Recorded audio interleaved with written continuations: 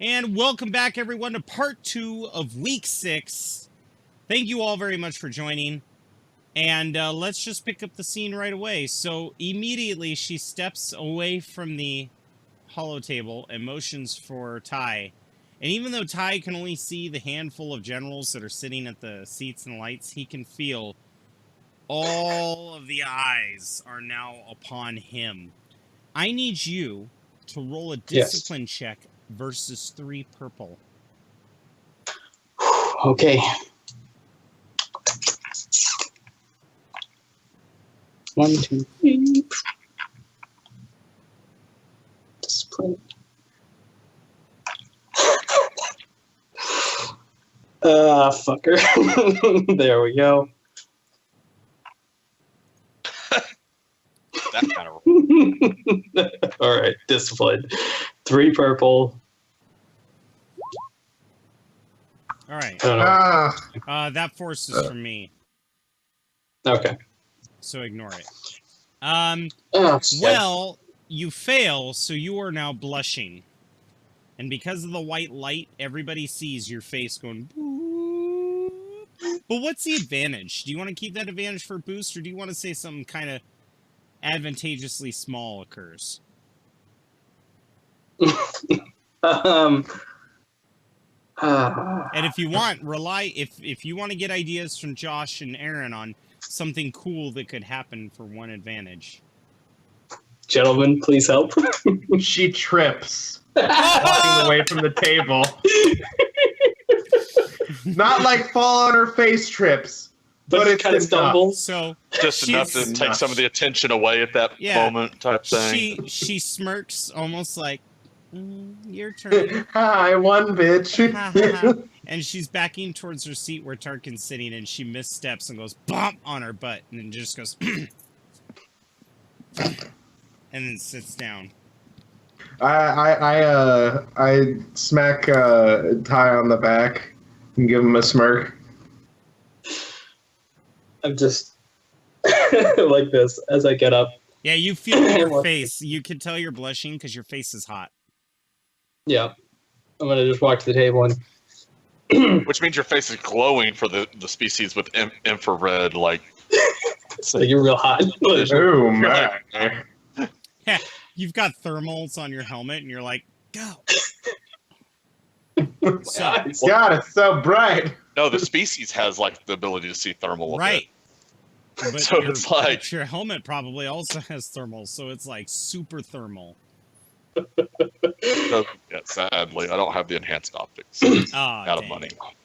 All right, well, so yeah, Ty stands up, a Wookiee paw pats his back, he feels his warm face as he does this, and it's completely quiet. Whereas there was chattering when she was talking, there's no more chattering. She definitely got their attention. Yeah. Part of you realizes that was her point. I'm sorry? Part of you realizes that was her point. Yeah. I'll kind of cough and center myself. As my wife brought up, that everybody makes calculated risk. And that is a risk that we have to make today on the assault on the factory. And I'm going to put up the map of the factory district. I'm not even looking at her because I'm Teal just like, hears one of the guys, Teal and Maru, because Maru can hear perfectly. Here's one of the guys going, calculated risk, huh? I wonder if that calculated risk was one hot mama, if you know what I mean. Yeah, she's probably not even from the Empire. I look over at him. Am I close enough to this person to touch them? No, he's way in the audience, but you could probably jerk your head directly in his direction. Yeah, I do. And then I just gurgle a bit. Because I know I'm not threatening at this point. So I'm just going to make the weirdest sounds I can. Just try and confuse them. So you make the weirdest sound that you can, and the Imperial officer of that one really badass Stormtrooper squad looks down at your seat and then kind of gets up and moves to the chair next to him. As he wonders, That's my war face. Did the Wookiee just shit himself? That's what it kind of sounded like. A big giant bong rip in that seat over there. Oh, Yeah, so the factory lights up, and immediately some of the generals look at it and start getting their tactical faces on. You see the jungle general is still just sitting there with his hand over his eyes, and he's shaking like, I cannot believe that just happened to that poor young man. Tarkin's got a permanent raised brow, like... And for those of you in YouTube world, I can't raise my eyebrows, so fuck you. Look at me, because I can. Yeah. Yeah, but it's not Rico Suave raised eyebrow like you. It's just like one eyebrow's normal and the other one just goes free. Like all the way up the head. From there, I will start implementing, units and stuff like that. It starts populating units. I'll look towards the general who, probably is getting done shaking his head of the flame troopers. Like, General, we'll need your troops on the northern perimeter between the city and the factory district. Anything comes through from the attack, we need to make sure it doesn't get into the city. That's where your troops will come in. Awesome. Any TIE Defender squadrons, we need you peppering the west, east, and south perimeter, making sure that nothing escapes or nothing gets in. From there, my team will insert through orbital drop onto the factory. This is where the Moff has been located before, thanks to a member of my squad. And I'll point to the factory that Teal had informed me about where the Moff was. Yeah, I think there's like drone images of all these factories, and maybe there's a red outline around that particular one. Another member of my squad, Skirb, will be standing by with a shuttle, and I'll look towards the officer with his badass stormtroopers. You'll have your squad as reinforcements if we ever need it, or if the general needs it. They nod. This is going to be a pretty tough one. We don't know the amount of equipment or vehicles that the Moff has access to. But if we're lucky, we can catch them by surprise. This is going to be a hard fight, but I know we can do it. Any questions? Maru lifts his hand. Yes, Maru. How are we getting inside once we land? There should be some roof access if the orbital drop pods don't smash us through the roof. Assuming that that's barred, locked shut, or guarded to the extent that it's difficult to break through. When has this stopped us in the past? Excuse me, sir. I have a great idea. Your voice coming from the dark. I will look towards it. Yes, Hammerlock? And all of a sudden, this chrome protocol droid steps forward, and he's got a dent right on his forehead. And he says, "This is a factory. They receive shipments all the time. It is entirely possible we could put you in a cargo container and drop you right into the cargo landing bay." Where did you get this information? It's simple protocol. Look. And he points to your own blueprints that you've shown. See here, this is aerial receiving. Next to where that lander shuttle is. That open hole there, that's a cargo chute. You could probably drop your pods right in that cargo chute. But if you wanted to be quiet, maybe it would be best if you guys didn't take drop pods like normal. I'm going to look to, I guess, one of the pilot generals or whatever and say, do we have access to any pods that could get us in there?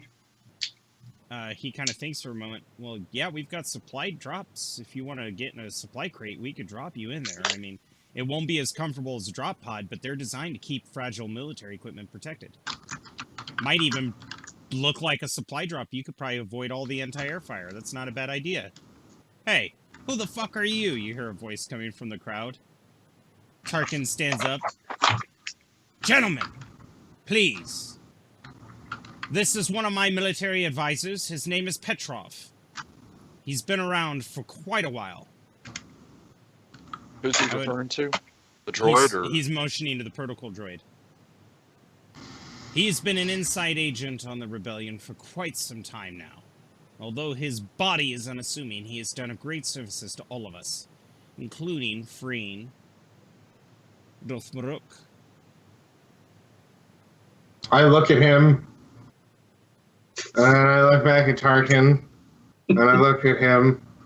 I get up, and I walk to that robot, and I put my hand out. He's sitting there, ukes in hands, and he looks down for a moment, and then shakes your hand. Thank you. It is no problem, friend. I've known a Wookiee or two in my past, and they've been great comrades. What happened to you and the tortures you were subjected to is unfortunate. Yes. And I go, if there's anything I can do for you in the future, let me know. Well, perhaps there's something. Yes. It appears that the stimulus that you were put under for the last 5 years actually came from this transponder code.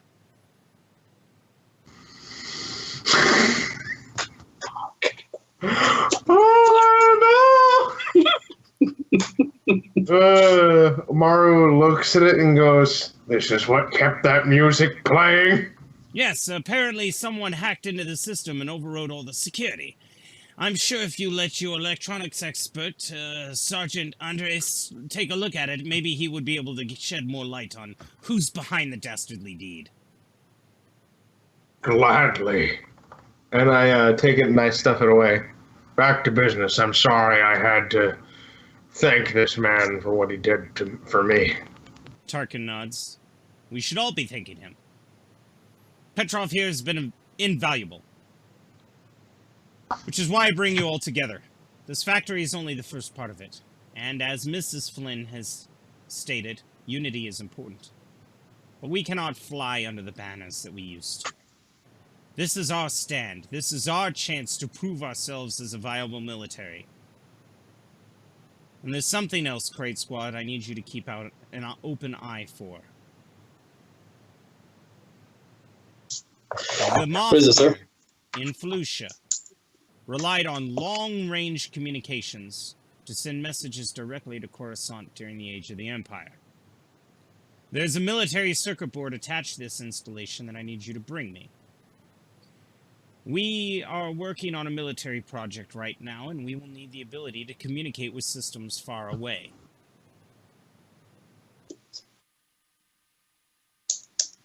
Okay. So, if you happen to see it, please grab it. We are no longer the Empire. We are brothers in arms.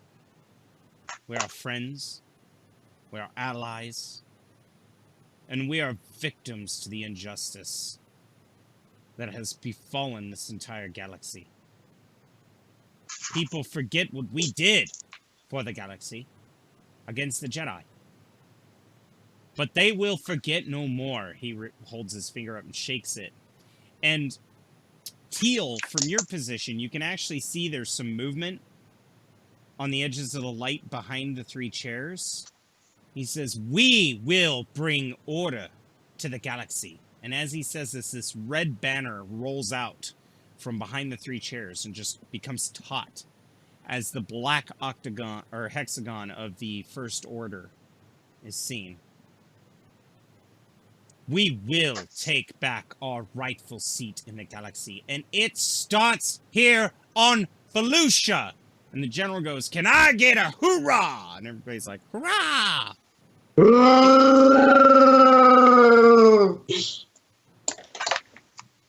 Crate Squad, prepare your jump. Do you want to take the drop pods, or do you want to take a cargo container? Cargo container, sir. He turns towards the audience. Lieutenant Tail, do you agree? Oh, I thought you said tail. I was like, who?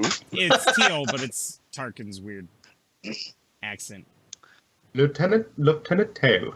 At which point, Teal will stand, give a nod, and he'll say one word, and that is caught, which means nothing in basically. He says one word in response, but then basically gives a brief salute and then turns to head to prepare for the mission.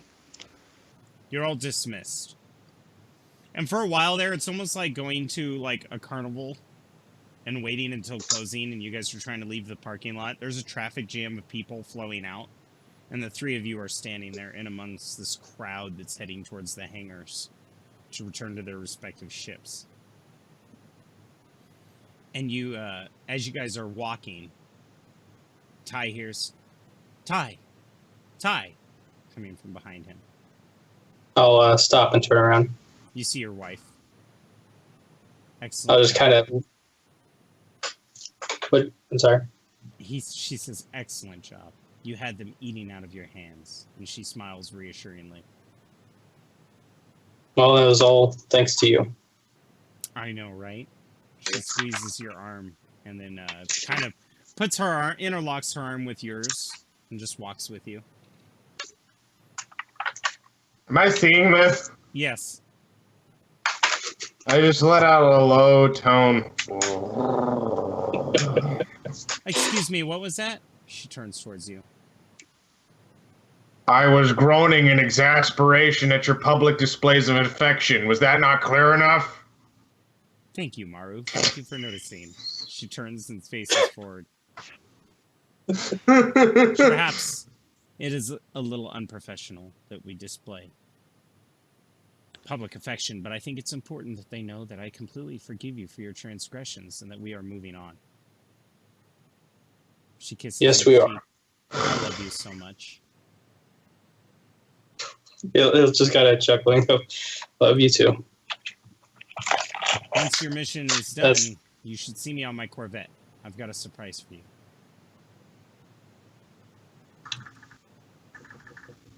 I'll make sure this mission is as quick as possible. You're good at that. She says, you're good at that, and turns and walks away. I'm just going to wait until she's out of earshot and just be like, and she still can be a bitch. That's like watching. her default. Yeah, I know. If I were you, I would just disappear after the mission. Not worth it. Just avoid her forever. Yeah, I'm sure that'll work for him, disappearing. She'll never find him.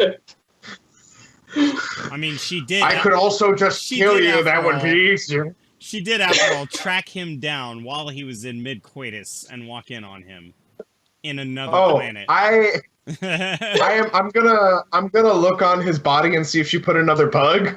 No. Because the last one malfunctioned. Nope. And she was just holding on to him. All right. Just the one, like, flashing green on his collar. Okay, so the regular one. The regular one. And actually, Teal and Ty, as you notice Maru's inspecting Ty for a moment, you see a green flashing coming from the back of his neck. From Ty or Maru? On Maru. And this was when Tarkin told you guys earlier that he'll be tracking him.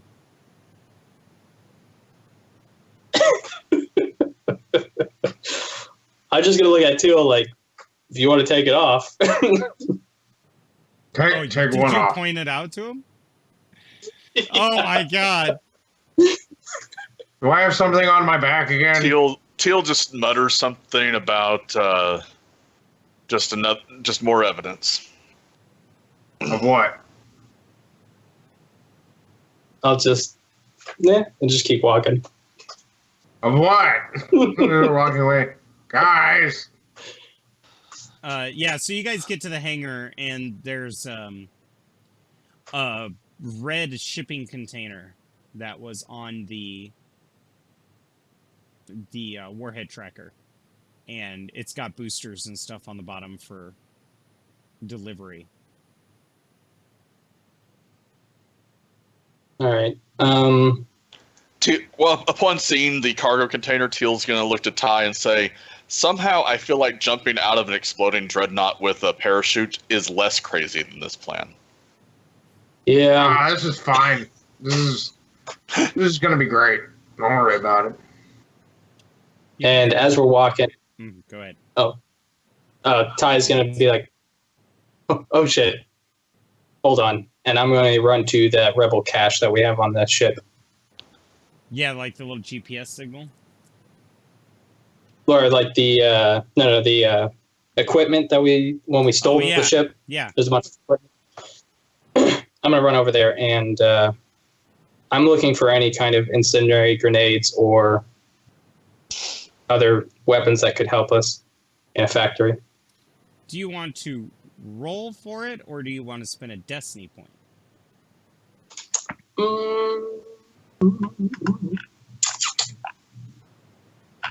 If I roll, it's perception, right? No, actually, I'm just going to have you roll a 1d10, and the 1d10 will represent how many thousands of credits worth of weapons that you find. Okay, I'll do roll 1d10 then. All right. 1. 1,000. You found 1,000 credits worth of workable military equipment. Grenades. Get the Yeah. most bang for your buck. I'm looking for grenades. Yeah, I've got that in the loot handout, the weapons handout, Oh. if you want to buy them. There are inferno grenades. That would be the best, actually, probably in this scenario.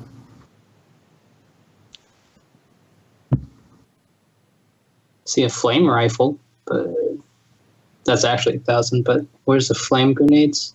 Ah, damn it! I wanted to talk to the Do they have the inferno grenades? military guy, No.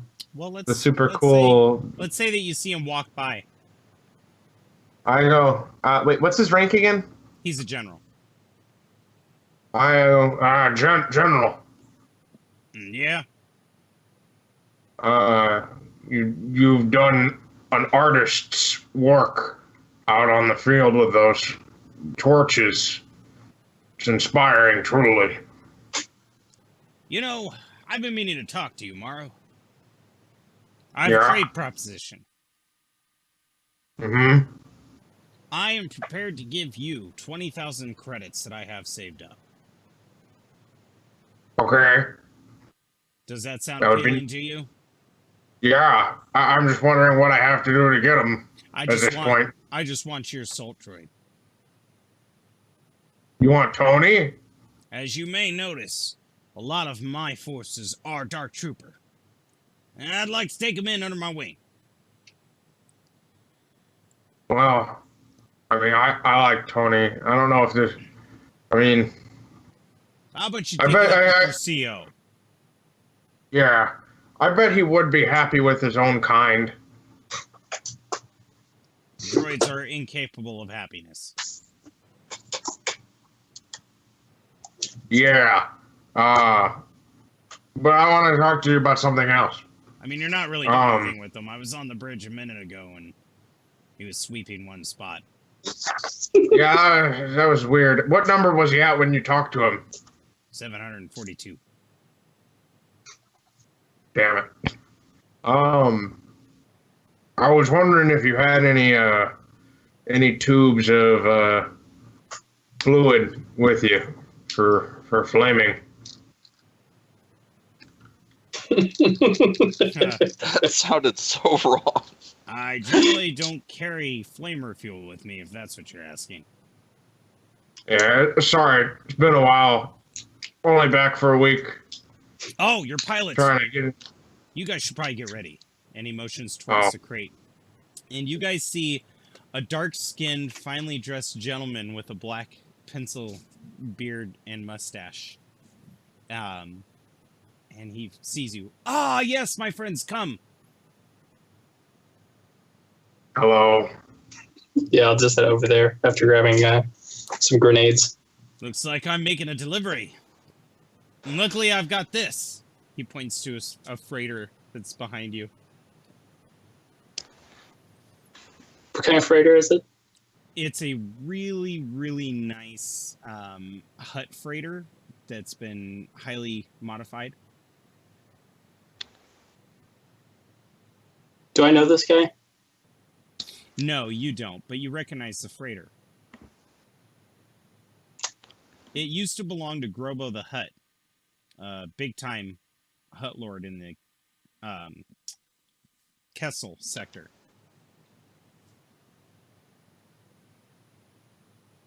I get in the box.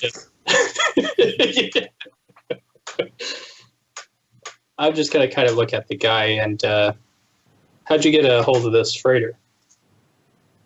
I took it. That's what I do best. I take and trade. Speaking of which, he looks around. After you're done, if you need any weaponry that you can't access through the quartermaster, you come and see me. As always, the senator will take care of you. I'll hold out my hand, try not to look kind of, because I'm getting a creep vibe from this guy, but I'll just hold out my hand and say, I'll be sure to do that. Thank Do you do armor modification as well? I do, my good man. I'll be talking to you later. Excellent. I look forward and I anxiously await your rearrival. Rearrival? Yeah. All right. I'm just going to nod to him and kind of walk away while I'm like looking over my shoulder. You! In the box! And he points towards Maru. I lift my head up. Yes. You were on Kessel, weren't you? Yes. He goes, me too! And he pulls out his sleeve and he's got a prisoner tattoo. Looks like we were saved at the same time. Yay. Did you hear the song? What song? No, Never no. mind. I didn't hear any Never. music, and I definitely didn't eat the meat there, I'll tell you that much. Anyway, you have a good one. Good luck on your mission, and you come and see me when you're done, and I'll make sure I get you the good shit. So, Thanks. you see the ramp lower in the ship, and as it lowers, there is a leathery hide pinned against the wall of what looks like the insides of a hut had been ripped out and his skin was stapled to the wall. Yeah, I'm getting into the shipping container and just trying to forget that. And, Teal, do you get in the shipping container? Yeah, I guess so. All right, yeah, you climb into the shipping container. And he's standing there with his hand on the button, and he's like, all right, well, you let me know if you need a pickup, and I'll be right there. Sound like a deal? Sounds... Yes, sir. And if you throw in a few extra credits, I might actually go even faster. And he hits a button, and it just goes... I look over at Ty and I go, I hate him. Yeah, Ty, beep. me too. Your data pad beeps. I'm going to look at it real quick as I'm finishing up getting all my gear on. It's Starkin's face. I know you guys don't approve of the unorthodox way that we have you arriving. However, this is Petrov's chauffeur and partner associate. And I figured if we are going to do the supply drop, like Petrov had recommended, then we're going to have to drop you in a ship that is likely to trade with the Moff. Now, the Moff has been trading with illegal sources for quite some time, especially since the Empire has fallen. So if you show up in this ship, he will not doubt you. I'm sorry you had to deal with that oily prick. Yeah. So, sir, we usually deal with their type anyway. Well, we'll see you when you return. Do not fail me. And then the screen cuts. I look over to Ty and I go, so you remember Mr. Flamer guy? General? Yeah. He wants Tony. And I assume we're having this conversation as we're being loaded on Yeah. and flown away. Yeah, you're being loaded. He wants Art. Tony. He's willing. Yeah. You pause in your speech because you hear the senator talking outside, whereas these people can't. And Petrov is speaking to the senator as they're pushing the crater up. Senator, there you are. Senator's like, yes, Dent. Oh, let's go into my ship real quick. And they're walking up the ramp while you guys are being loaded. And then all of a sudden, you hear a third voice. All right, thank you. Is things according to plan and all set up? The senator replies, yes, of course, sir. Everything's set up as much as could be. Tarkin's got himself situated a little more than expected. It will not matter. Listen, we have Rift of Doubt tearing through Coruscant right now. The important thing is that we find this Viatar Clint and get the plans for the breach drive. We need to get them before Tarkin can build his Starkiller base. And the senator goes, of course, sir, information is my business. So after this, then, we're heading to Coruscant? Yes, I think that is a good idea. Have good one, be safe. I will be here when you get back. And then feet turn, like you hear metal feet walking away. And it's almost like you guys heard Maru talking to you, and then his ears, freakishly good hearing, just picked up a conversation, and he kind of trailed off. But Maru, you may continue if you'd like. There you go. So, Captain. Yeah. I think we're gonna have to kill our driver. How about we wait on that? Well, yeah, not now. Yeah. He was talking about stealing a breach drive. Is that the correct name for it? Yep. What I heard, Yarl? Okay. He's talking about stealing a breach drive to stop Commander Tarkin or slow him down from building a Star Killer base. I don't know what he's talking about, but I know what I heard. At this point, as he's saying that, I'm finishing up putting my gear on and put my helmet on, and I just look at him. I go, well, I'll look into it. All right, just focus on the mission, and I'm going to start putting this stuff into my data pad, just being like in the Maru section of notes. Yeah. That's like, there's like a section that says more Corellian ale, Kashyyykian whiskey is good. Do not play that song, and that is in quotation marks. Do not feed after midnight. Do not get wet. I also tell him, and yeah, the general who wanted Tony. He said he was willing to give us 20,000 credits for him. He's gonna have to bump that up to 50,000 if he's gonna think I'm considering it. Tony, he's done a lot of good, and we could use him. That's fair. Don't worry, we'll deal with it when we get back. Okey-doke. I bang on the crate. No response. Okay. Let's get moving. You guys are in there for about 30 minutes before somebody taps on the top, and you hear him go, all right, boys, get ready for the drop. And you hear the unmistakable sound of...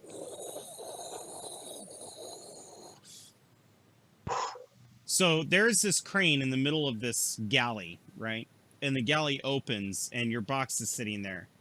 And he hits a few buttons on a control panel not too far away, and the box's cylinders on all the corners launch up, and what looks like a small propulsion device pointed upward is visible coming out of these cylinders. And the moment he does that, he hits a button, and the box falls. As it's falling, these little cylinders keep the box completely level. Falls through the cloud layer, gets closer to the factory. It adjusts a little bit so you guys can feel the box tilting. It's rocking a little bit, but not too bad. And there's a green light flashing inside the crate that indicates that there's been a lock.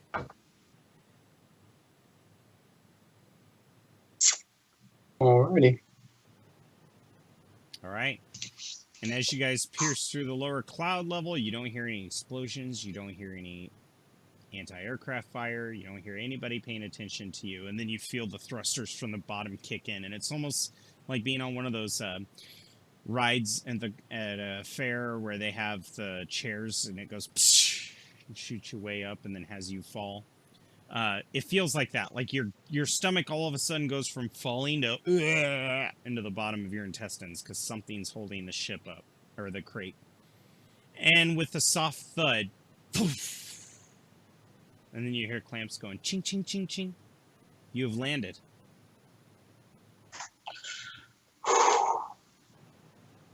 All right, I'm going to signal to Teal to peek out one side while I peek out the other side. And have Mario ready to pounce if he needs to. All right. Now, keep in mind, Basically, the way just that slightly this, crack open the.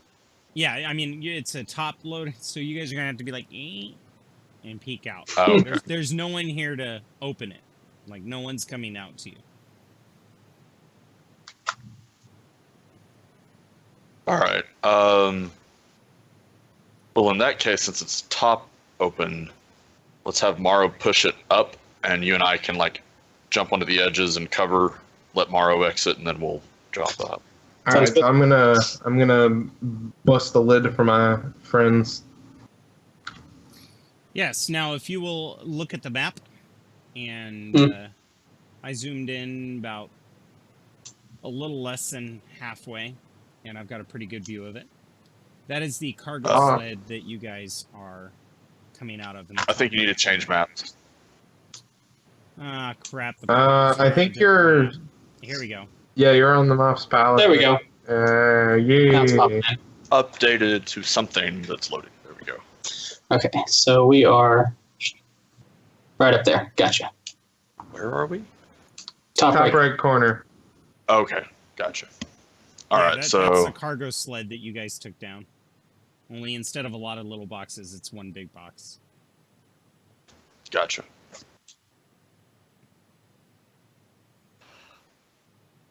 As you guys emerge from the box, nothing right away catches your eye. Maru hears a lot of things scratching along the walls and the metal, and he can hear a lot of freaking movement. But other than that, the only thing that you guys notice is the stale smell of wet plants. Awesome. Well, doing the whole like military exit or the breach team exit type thing, where one person moves up and then stagger as we make our way towards the entrance or the other part of the plant or whatever this is. Yeah, sure. Where do you want to go? There's a door right next to you. And you can tell it's a door because of this little blue outline. Thing. And the south side there is open air. Yeah. Then let's go south first. Yep. No sense in opening a door when we got open space behind us. Absolutely. All right, so you guys open the door, and that's when you see your first encounter. The hallway has a yellow haze the further down it goes. There's an abandoned crane that doesn't appear to be functioning anymore. But as you guys peer down, there are three figures whose gaunt is unmistakable. It's a very jerky step. And they're just kind of walking around aimlessly.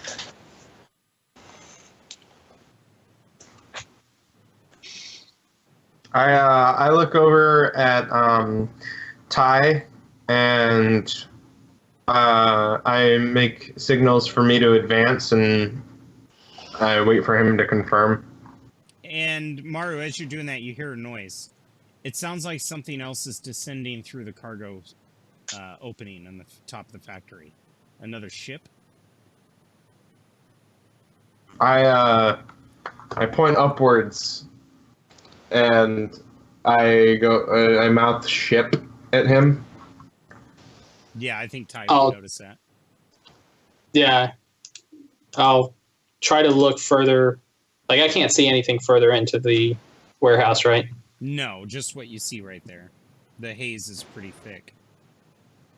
So Maru is indicating there's another vehicle coming, like Yeah, where he's- we just And landed. he's pointing up. I'm gonna turn and look. Yeah, actually, it looks like there's another cargo sled coming down. Oh no.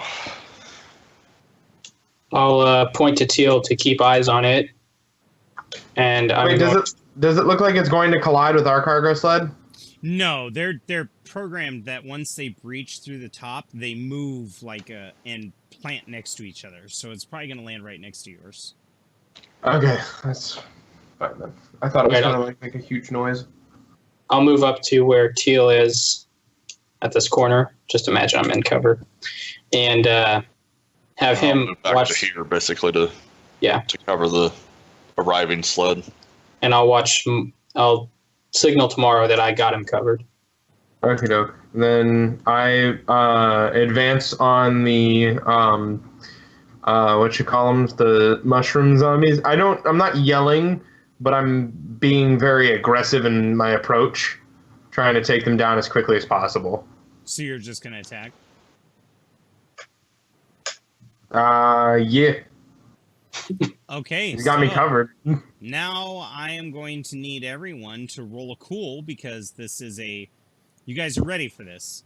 But remember, I need you to roll it on the actual initiative page in your combat tab. Yeah. Combat. God damn it. Initiative. Hang on 1 second.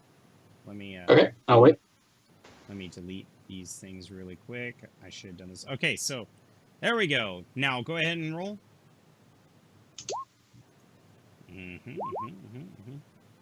Okay. Nice. Good job. Now I get to roll for the NPCs. Okay. They're not exactly the most ready of creatures.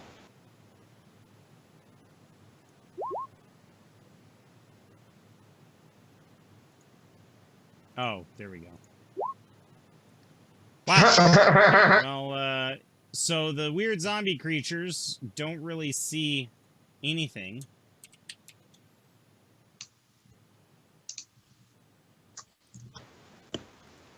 There. All right, Maru, I guess you're going first. You called it, bud. Okie doke. I'm going to slam into the closest one with my spear. Let's see. What's my difficulty? Well, it's just 2. You're going to move up, and then it's 2 difficulty with your attack. Okie doke. It's been a while since I used this. Hold on. Let me see. That's Is that right? Oh, dear lord. So, I'm pretty sure I shattered them. Oh, did you have your... I'm going to let you keep that, but remember to roll combat out of your combat section. Also weapon. Because it's got your weapon, so it'll tell me what the damage is. Oh! But you're cool. Let's keep that. What is your weapon's damage? My weapon's damage is 8. Okay, so the first success in my games is the 8. 9, 10, 11, so you did 11 damage. And what's the crit rating? The crit rating is 3, so I will, crit. yeah, I mean, So go ahead and move your token up. Okay, The guy that you're attacking. There you go. That poor zombie. Describe to me how you destroy and rend this poor infected factory worker. The spear goes through the neck, and the spear has a flat on it where it has a broad head, and that's where it slices through things. The flat disconnects the vertebrae, and Maru basically just takes the head, smacks it against the wall, crushing it completely. Because, you don't want to leave the head to nibble on anybody's toes. And then he turns towards the one that is now alive. No, I don't. Listen, man, I'm not crazy. But That has yet to be determined. Crazy. Does it make me crazy? All right, there we go. You have slaughtered your enemy. The broken head there is just showing that the head has been destroyed. Gotcha. All right. Next up, one of you guys, Teal or Ty. And Teal, if you do choose to go, I'm going to give you more of your scene, but you can still react. Okay, so if the other sled is landed, then Teal. Yeah, it just now landed, and there's a small cargo box on it. He will make his way over. Like, is it big enough that someone else could be coming down? Yes, it's large enough to comfortably fit a human. Then is it also a top load like ours was? Yes. Okay. Then Teal is going to move over, stand up on the lift enough that he can lift the lid and be pointing in at the same time. Lift the lid, but I'm gonna let you take the high ground. So you're pointing in there, you're getting ready to lift the lid, and then something from the inside opens it, and you see the Moff's son.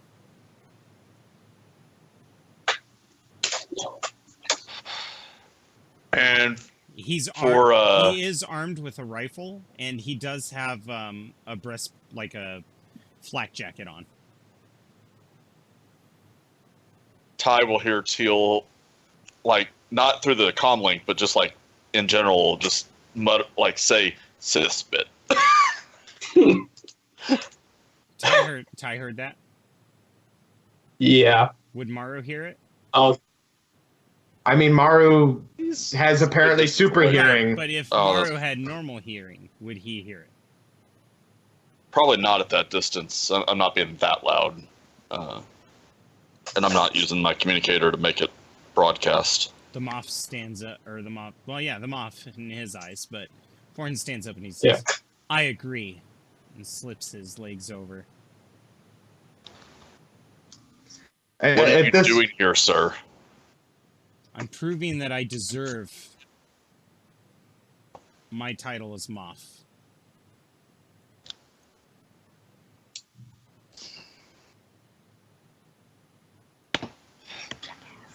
I'm earning. Teal will say, this is a stupid idea, but your choice is more honorable than most of those in that briefing, as he turns and heads back towards Ty.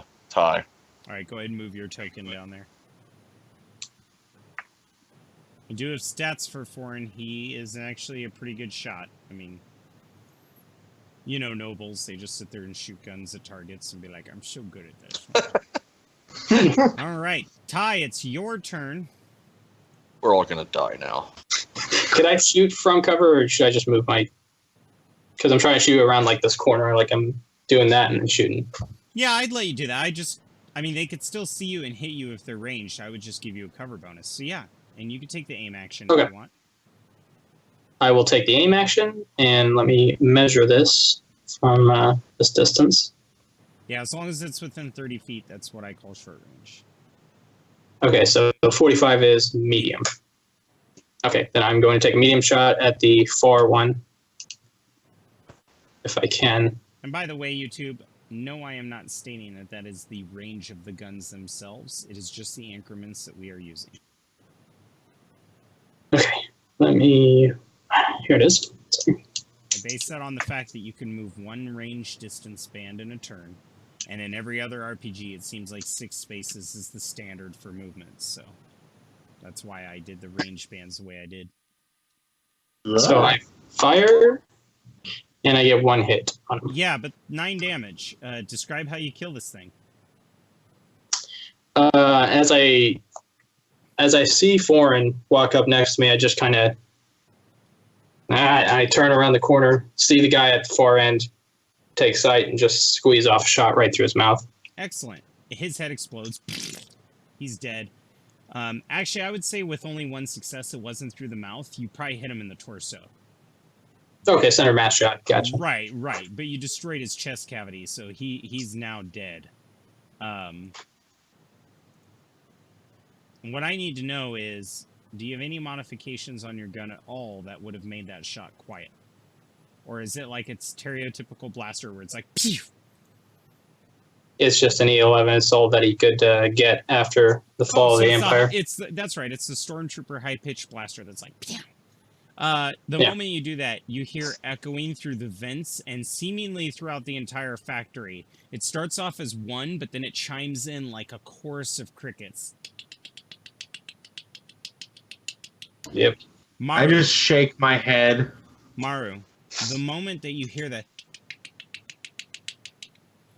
you just have this knowledge that there is a clicker in the vents above you. Like you are able to echolocate towards the noise. It's not your turn, though. pull my... okay, that's right. You could do an Damn it. incidental. I just wanted you to know it's not your turn. So if it's something like I talk or whatever, you can do that. I point up, signaling that something's up there. Yeah, maybe like point at your ear and point up. Yeah. Yeah. All right, perfect. And before we start the NPC round, we're going to have to end here because this is the end of part 2. We'll be back for part 3 in a few minutes. But if you're enjoying what you're seeing, hit that like button, hit the subscribe button.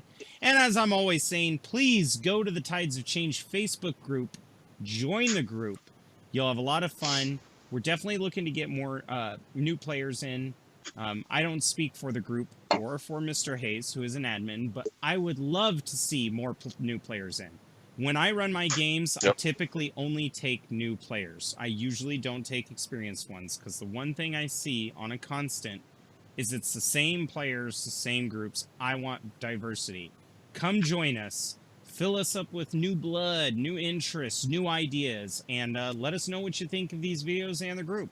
And if you're joining there because you've seen my video, just give me a shout out and I'll help you introduce you to the group. Again, this is James. Thank you very much and tune in for part 3. Bye-bye.